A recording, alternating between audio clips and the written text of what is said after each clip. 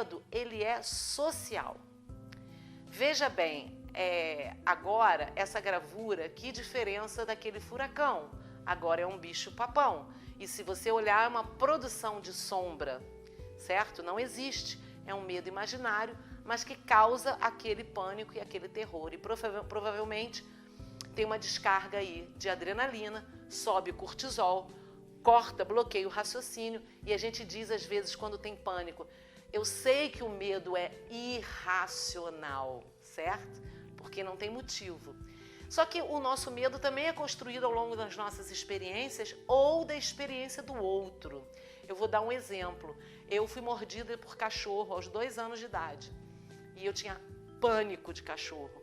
Eu já fiz curas por causa de cachorro, inclusive fui atropelada grávida por uma bicicleta fugindo de um cachorro. Eu me coloquei em risco, estava naquele momento irracional. Eu já pulei o balcão de um açougue por causa de um cachorro. Então são atitudes irracionais que depois você para e fala, meu Deus, por que eu fiz isso?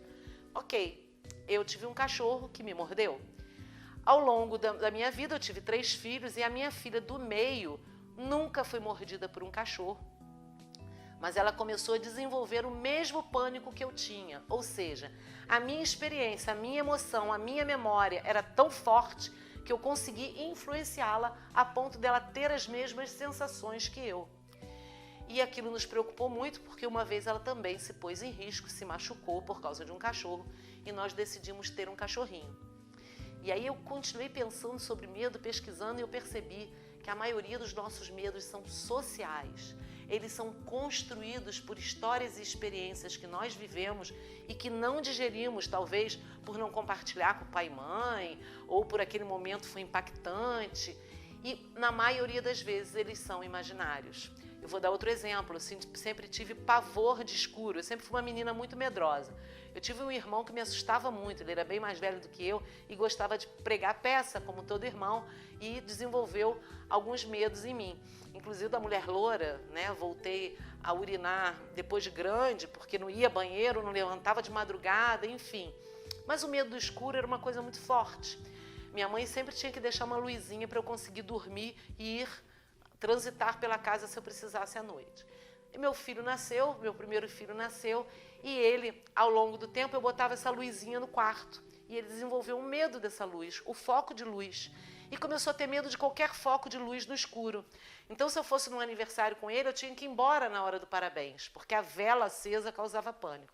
E um dia, estava eu e ele sozinhos em casa e acabou a luz. E aí, faz o quê? Eu com medo de escuro e ele com medo de vela. E naquele momento eu percebi que era o momento de eu resolver o meu medo. Eu peguei ele no colo, fui para a janela, apesar de morar numa rua sem saída, tinha bastante movimento. E eu me confortei com as luzes dos carros, dos faróis. E ali eu percebi, nossa, acabou o meu medo, né? E nunca mais tive medo de escuro.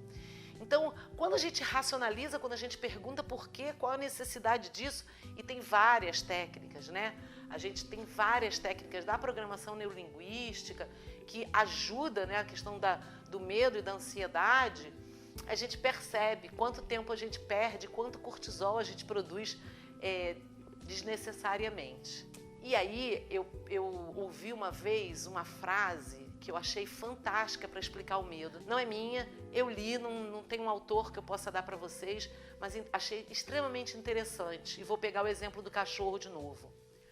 O medo é uma nostalgia do passado, ou seja, uma experiência que eu vivi no passado, que eu trago na memória, uma lembrança, que me preocupa do futuro, ou seja, me traz uma ansiedade do que pode acontecer com aquele objeto que eu tenho medo, e me deixa sem viver o presente. Então o cachorro que me mordeu aos 2 anos, eu enxergo ele no meu presente projetando para o futuro, vai me morder.